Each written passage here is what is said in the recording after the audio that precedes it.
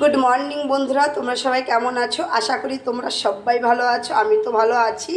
Tiffin করেই আমি চলে এসেছি রান্নাঘরে রান্না করতে। আর আমি আজকে কি কি রান্না করছি প্লিজ সবাইকে আমি দেখাবো।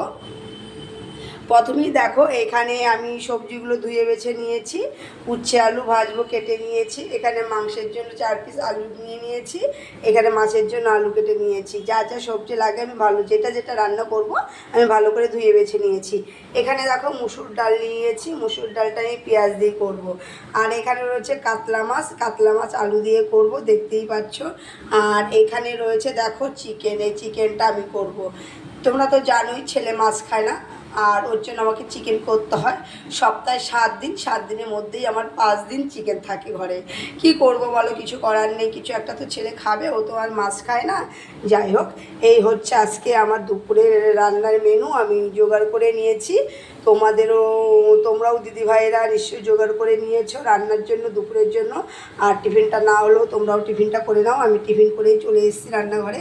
ভিডিওটা আর বড় করবো না। যদি ভালো লাগে লাইক করো, শেয়ার করো। অনেক অনেক ভালো থেকো। টাটা।